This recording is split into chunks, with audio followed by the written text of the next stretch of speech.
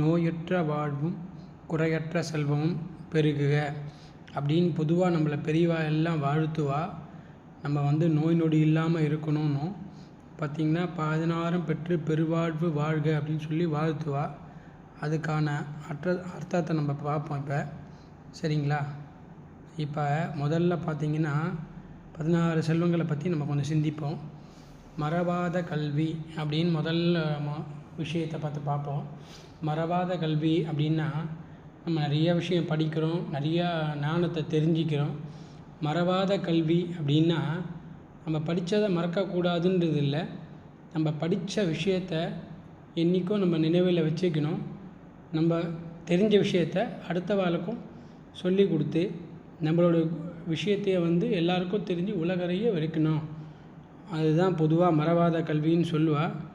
மறவாத கல்வின்றது எல்லாருக்கும் எல்லா விஷயத்தையும் நடக்கணும், நன்மைகள் நிறையா நடக்கணும். அதுதான் மறவாத கல்வி பொதுவாக சொல்கிறது. அதுக்கப்புறம் பார்த்திங்கன்னா நீண்ட ஆயுள். நீண்ட ஆயுள்னால் மனுஷனாக பிறந்துட்டோம், நம்ம 100 வயசு வரைக்கும் வாழணும்னு எல்லாருக்கும் ஒரு ஆசை இருக்கும். நீண்ட ஆயுள்னால் நம்மளுடைய ஒழுக்க நெறிகள் சொல்லுவாள். நம்ம எதுக்காக பிறப்படுத்தோம், அந்த பிறப்படுறதுக்கான ரகசியம் என்ன அப்படின்னு உணர்ந்து அந்த விஷயத்தை நோக்கி நம்ம நல்ல விஷயமாக நல் மார்க்கமாக எந்த ஒரு தீய பழக்கங்கள், தீய குணங்கள், தீய புக்திகள் அப்படிலாம் இல்லாமல் எல்லா நன்மையாக நடக்கணும், எல்லோரும் நல்லா இருக்கணும் அப்படின்னு நினச்சாலே நம்மளுக்கு அந்த நீண்ட ஆயுள்ன்றது கண்டிப்பாக கைகூடும். அதுக்கடுத்த பற்றி பார்த்திங்கன்னா வஞ்சகம் இல்லாத நட்பு.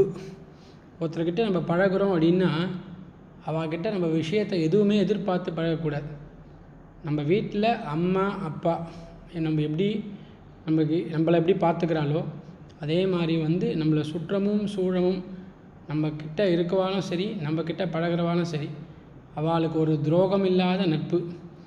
ஆணாக இருந்தாலும் சரி, பெண்ணாக இருந்தாலும் சரி, துரோகம் இல்லாத நட்பு. நம்மளுடைய நட்பு 100% அவளுக்கு நன்மை தான் இருக்கணுமே தவிர்த்து நம்மளால் ஒரு கெட்டது இருக்கக்கூடாது.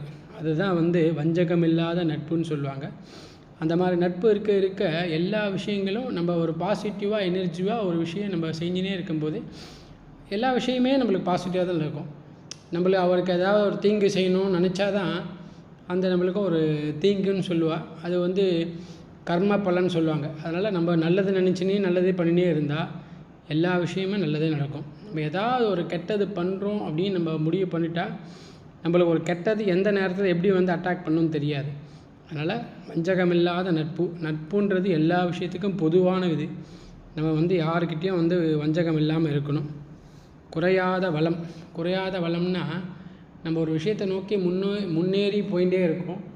அந்த ஒரு விஷயத்துக்கு அடுத்த முன்கூட்டி இப்போ அப்பா அம்மா ஒரு ஏழையாக இருக்காங்க, அதே மாதிரி அவள் நம்ம ஏழையாக இருக்க நம்மளும் அதே மாதிரி ஏழையாக இருக்கக்கூடாது.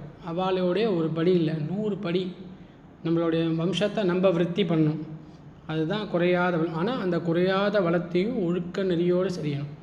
நம்ம ஒரு கெட்ட விஷயத்துக்கு போய் கெட்ட பழக்கங்கள்லாம் பண்ணி அது மூலிமா நம்ம ஒரு நன்மை அடையக்கூடாது.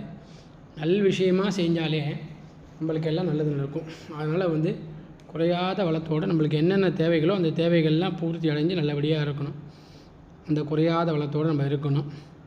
எந்நாளும் இளமை அப்படின்னா இளமையாக இருக்கணும். அப்படின்னா எந்த ஒரு விஷயத்தையுமே நல்ல விஷயத்தையாக நினச்சா நம்ம இளமையாக இருக்கலாம்.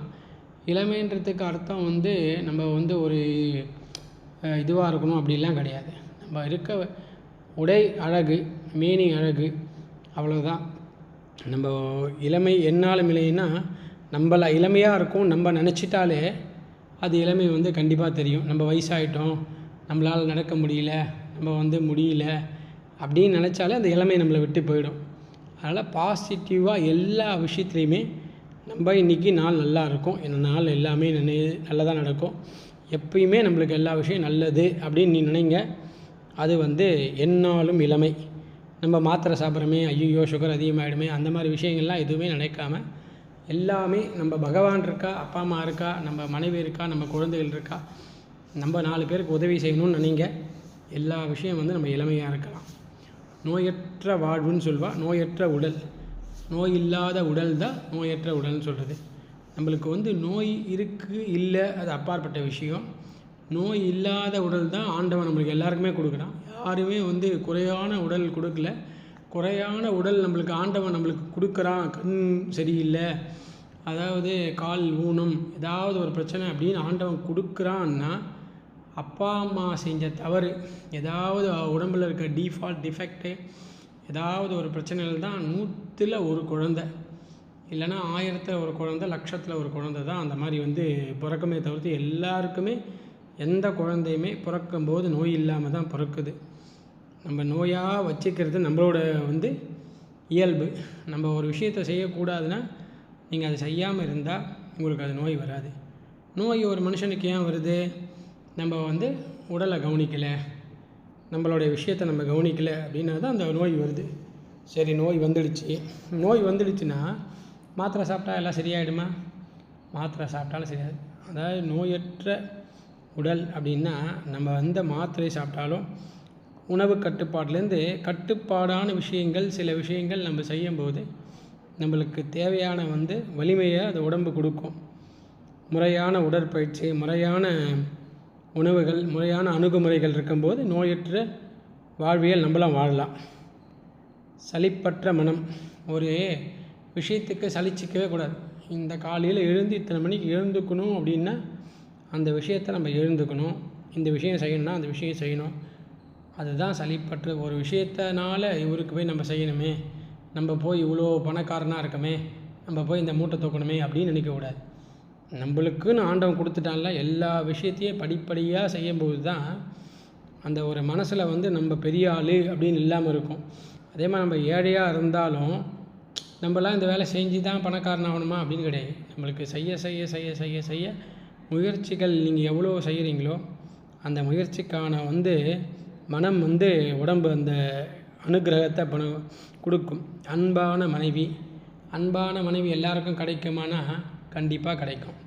கிடைக்காத ஆளே இருக்க முடியாது. ஏன்னு கேட்டிங்கன்னா, கிடைக்கல அப்படின்னா அதுக்கு காரணம் யாருன்னா நீங்களாக தான் இருப்பீங்களே தவிர்த்து அவங்களாக இருக்க மாட்டாங்க. பெண் அப்படின்றவ பார்த்திங்கன்னா சக்தி வாய்ந்தவள். அந்த பொதுவாக ஆண் பாகம் பெண் பாகம் சொல்கிறாங்க. சுவாமி உமையர் பாகம்னு சொல்லும்போது அம்பாளுக்கு என்ன இருக்குன்னு கேட்டிங்கன்னா சக்தி தான் சொல்லுவாள். அம்பாளை சக்தின்னு கூடுவா. அந்த சக்தியை நம்ம முறையாக பயன்படுத்தினா அது நம்மளுக்கு அது முறையாக இருக்கும். அந்த சக்தியை வந்து நம்ம முறையாக பயன்படுத்தலை அப்படின்னா அந்த சக்தி வந்து நம்மளுக்கு முறை இல்லாமல் தான் இருக்கும். முறையாக அப்படின்னா நம்ம கேட்டதை வாங்கி கொடுக்கணும், கேட்டதை செய்யணும் அப்படின்லாம் யாரும் எதிர்பார்க்க மாட்டா. முறையான அன்பு, காலையில் எழுந்தமா நம்மளை சாப்பிட்றியான்னு கேட்குற முதல் ஆள் ஒன்று அம்மாவாக இருப்பா, இல்லை மனைவியாக இருப்பா, இல்லை குழந்தையாக இருப்பா. அந்த 3 பேரில் ஒருத்தர் நீங்கள் சாப்பிடாமல் இருக்காமல் இருந்தால் உங்களை கேட்காத ஆளே இருக்க மாட்டாங்க. அதனால் வந்து அன்பான மனைவியாக, அன்பான குழந்தையாக, அன்பான தாயாக வச்சுக்கிறது உங்கள் கையில் தான் இருக்குது. அதனால் அன்பான மனைவி நம்மளுக்கு அந்த 16 சிவலிங்கத்தில் அந்த ஒரு விஷயத்தையும் நீங்கள் வச்சுக்கும்போது 3 பேரையும் நீங்கள் ஒரு ஒழுங்காக வச்சுக்கும்போது அதற்கான உங்களுக்கு அடுத்தடுத்த ஸ்டெப்பில் நீங்கள் வாழ்க்கையில் எவ்வளோ உயரத்துக்கு உச்சிக்கு போகணுமோ கண்டிப்பாக நம்மளை உச்சத்தை கொண்டு போகிறதும் அந்த 3 பேர் தான். நம்மளை பாதாளத்துக்கு நம்ம விழுறதும் அவள் காரணம் கிடையாது. அவளால் நீங்கள் சரியாக வச்சிக்கல அப்படின்னா உங்களுக்கு சொல்லிக் கொடுக்குறதுக்கு ஆள் கிடையாது. அதனால் அது மூலிமா நீங்கள் வந்து விழுவீங்க. அந்த 3 சக்திகளை உச்சதமாக பயன்படுத்தும் போது நீங்கள் உச்சிக்கே போயிடலாம். சொற்படி நடக்கும் மக்கள் அப்படின்னா நீங்கள் ஒரு விஷயத்தை கரெக்டாக நீங்கள் ஃபாலோ பண்ணிகிட்டே வரீங்க அப்படின்னா அந்த விஷயத்தை எல்லாமே நம்ம இந்த மனுஷன் சொன்னால் கரெக்டாக இருக்கும்பா அப்படின்னு ஒரு சொல்கிறதுக்கு காரணம் என்னென்னா, சொற்படி நடக்கும் மக்கள். நம்ம ஒழுங்காக இருந்தால் அடுத்தவா அந்த விஷயத்த அதை நம்ம எதிர்பார்க்கலாம். அதனால் சொற்படி நடக்கும் மக்கள் அந்த மாதிரி விஷயத்த நம்ம சொற்படி நம்ம எல்லா விஷயத்தையும் நம்ம கற்றுண்டு எல்லா விஷயத்தையும் நம்ம செய்யணும். அந்த மாதிரி வந்து எல்லா விஷயத்துலேயும் நம்ம வந்து வாக்கு சுத்தம், நாக்கில் சரஸ்வதின்ற மாதிரி நாக்கு சுத்தமாக இருந்ததுன்னா நம்ம எல்லா விஷயத்துலையுமே சக்ஸஸ். அது நிலையான புகழ்னா ஒன்றுமே கிடையாதுங்க. நீங்கள் செய்கிற வேலை தான் உங்களுக்கு புகழ். நீங்கள் நல்ல வேலையை செய்யுங்க, உங்களுடைய இதை வந்து உச்சத்தை கொண்டு போய். நீங்கள் வந்து ஒரு கெட்ட வேலை, கெட்ட புத்தி செய்யுங்க, அதுவும் உங்களை உச்சத்தை கொண்டு போய் வைக்கும். என்ன இவன் மோசமான ஆள் அப்படின்னு செய்யும். நீங்கள் ஒரு 10 பேர் தர்மம் பண்ணுங்கள், நீதிமான்யா இவன் வெளியே வந்தால் 10 பேருக்கு டிஃபன் வாங்கி கொடுக்காம போக மாட்டான், டிஃபன் அதே மாதிரி வந்து தானம் பண்ணாமல் போக மாட்டான், தர்மம் பண்ணாமல் போக மாட்டான். கர்ணன் இன்றைக்கும் பேர் வாங்குறாருன்னா அவர் செஞ்ச தான தர்மங்கள். கிருஷ்ண பரமாத்மாவை எல்லாம் புகழ்வாங்க. ஆனால் வந்து மகாபாரதத்தில் பார்த்திங்கன்னா சில பேர் வந்து சூழ்ச்சி பண்ணிட்டாங்க அப்படின்னு சொல்லுவாங்க. சூழ்ச்சினா சூழ்ச்சி கிடையாது, நம்ம அதாவது வந்து செய்கிற செயல் தான். அதனால் வந்து நம்ம அவரை போல் தெய்வங்கள் உலகத்து கிருஷ்ண பரமாத்மா போல் தெய்வங்கள் கிடையாது. அதனால் வந்து அவருடைய புகழ் பார்த்திங்கன்னா மகாபாரதத்தில் ரொம்ப எல்லாருக்கும் பிடிச்சா யாருன்னு பார்த்தீங்கன்னா கிருஷ்ண பரமாத்மா தான். அந்த நீதியை வந்து நிலைநாட்டினவர்.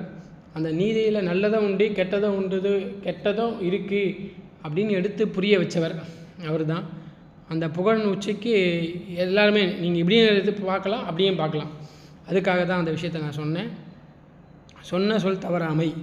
சொன்ன சொல் தவறாமைன்னா என்ன விஷயம்னா, இப்போ நான் சொல்கிறேன் நாளைக்கு 8 மணிக்கு ஒரு இடத்துக்கு வரேங்க அப்படின்னு நான் சொன்னேன்னா அவள் கண்டிப்பாக அந்த 8 மணிக்கு ஒரு வீட்டுக்கு சாப்பிட வரேன்னு சொல்லியிருக்கேன்னு வச்சிங்களேன், பெரியவாளாக இருக்கலாம் சின்னவாளாக இருக்கலாம், அந்த டைமை வந்து கண்டிப்பாக எதிர்பார்ப்பேன். அந்த கரெக்ட் டைமை நீங்கள் அதை மெயின்டைன் பண்ணீங்க அப்படின்னா வாழ்க்கை எல்லா விஷயத்துலையுமே நீங்கள் பர்ஃபெக்ட்டுன்னு சொல்ல முடியும். ஒரு விஷயத்தில் நீங்கள் தவறிட்டீங்கன்னா அது எல்லா விஷயத்துலையுமே ஒரு எல்லாமே மிஸ் அண்டர்ஸ்டாண்டிங்காகவே தான் இருக்கும். அந்த சொன்ன சொல் தவறாமல் இருந்தாலே வாழ்க்கையில் வந்து எல்லா விஷயத்துலையும் ஜெயிக்கலாம். அதுக்கு தான் அந்த சொன்ன சொல் தவறாமைன்னு சொல்லுது. தங்கு தடையற்ற கொடை அடுத்தது அந்த விஷயத்தை பற்றி பார்க்குறோம். தங்கு தடையற்ற கொடைன்னா நீங்கள் வந்து பெரிய கொடை வலைன்னு சொல்லுவாங்க. எல்லாரும் கொடை வலைலாம் இருக்க முடியாது. உங்கள் சக்திக்கு என்ன தான தர்மங்கள்லாம் பண்ண முடியுமோ அந்த தான தர்மங்கள்லாம் பண்ணுங்கள். அதுதான் தங்கு தடையற்ற கொடைன்னு சொல்லுவாங்க. இயற்கைக்கு மீறி எல்லாராலையும் உதவி செய்ய முடியாது. நமக்கு என்ன நம்மளால் முடியுமோ ஒரு ரூபாய்க்கு நம்மளால் செய்யலாம், 10 ரூபாய்க்கு செய்யலாம், 100 ரூபாய்க்கு செய்யலாம். அந்த மாதிரி உங்களுடைய என்ன உங்களால் முடியுமோ அது செய்கிறது தான் தங்கு தடையற்ற கொடை. நீங்காத செல்வம். நீங்காத செல்வம் அப்படின்னா ஒரு அப்பா அம்மாவை நல்லா பார்த்துக்கிறது, தன் மனைவி குழந்தைகள் நல்லா பார்த்துக்கிறது, உடம்பை ஆரோக்கியமாக வச்சுக்கிறது, சொன்ன சொல் தவறாமல் நடக்கிறது, எல்லா விஷயத்துலேயும் பர்ஃபெக்டாக இருக்கிறது. இது மாதிரிலாம் இருந்தால் இது வந்து நீங்காத செல்வம்னு சொல்லுவாங்க. நடுநிலைமைன்னு சொல்கிறது என்னென்னா, பொதுவாக நல்ல விஷயங்கள் சிலருக்கு இருக்குது, கெட்ட விஷயங்களும் இருக்குது. எல்லா விஷயத்துலையும் நம்ம முந்திரி கொட்டை மாதிரி இல்லாமல் எது நம்ம செஞ்சால் நியாயம் அப்படின்னு செஞ்சு அந்த விஷயத்தில் ஒரு கால் எடுத்து வைக்கும்போதே அது நடுநிலைமைன்னு சொல்லுவாங்க. அந்த மாதிரி விஷயத்தில் நடுநிலைமையாக இருந்தால் அது ஒரு விசேஷமானது. அந்த மாதிரி வந்து இருக்கும். துன்பமில்லாத வாழ்வுனா நல்ல விஷயங்கள் எல்லாமே நம்ம செஞ்சுனே இருக்கும்போது நல்லதாகவே நடக்கும். நம்ம துன்பங்கள் என்ன தெரியுமா, நம்மளாக எதனா விஷயத்தை நினச்சா தான் துன்பம். நம்ம எதுவுமே நினைக்கலன்னா துன்பமே கிடையாது. Positive energy is positive. அதனால் பாசிட்டிவாக நினைங்க, எல்லாமே அது துன்பம் இல்லாத வாழ்வு தான். அதுக்கப்புறம் பார்த்திங்கன்னா இறை பக்தின்னா அவளுக்கு ஒரு தெய்வங்கள் இருக்கும். ஒருத்தருக்கு பிள்ளையாரை பிடிக்கும், ஒருத்தருக்கு முருகரை பிடிக்கும், ஒருத்தருக்கு சிவனை பிடிக்கும், ஒருத்தருக்கு அம்பாளை பிடிக்கும், ஒருத்தருக்கு பெருமாளை பிடிக்கும். ஒரு மாதிரி உலகத்தில் வந்து அந்தந்த இறை சக்திகள் வந்து அந்தந்த மதத்தில் அந்தந்த விஷயத்தில் அவளுக்கு பிடிக்கும்.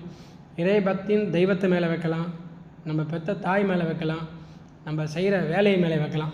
அந்த எது மேலே நீங்கள் இறை பக்தி வைக்கிறீங்களோ அந்த இறை பக்தியை நீங்கள் ஒழுங்காக நம்ம செஞ்சுட்டே இருக்கும்போது வாழ்க்கையில் வந்து எல்லா விஷயத்துலையுமே நம்ம ஜெயிச்சு இருக்கலாம்.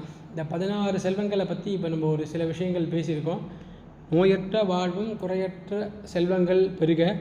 இந்த 16 விஷயத்தையும் நான் சொல்லிருக்கிறது எனக்கு இயன்ற அளவுக்கு சொல்லியிருக்கேன். அதை ஓரளவுக்கு நீங்கள் புரிஞ்சுட்டு வாழ்க்கையில் சில விஷயங்கள் நம்ம வந்து பாசிட்டிவாக நினச்சி பாசிட்டிவாக செஞ்சு நல்ல விஷயத்தை செஞ்சு நல் மார்க்கத்தை நீங்கள் கடைப்பிடிச்சிங்கன்னா 16 செல்வங்களும் நோய் நொடி இல்லாத வாழ்க்கையும் பெற்று பெருவாழ்வு வாழ்ந்து எல்லாருக்கும் இன்புற்று வாழலான்றதை இதன் மூலம் தெரிஞ்சு இருக்கிறேன். எல்லாரும் நன்மையும் பெற்று நோயற்ற வாழ்வும் குறையற்ற வாழ்வும் பெருமாறு கேட்டுக்கொள்கிறேன்.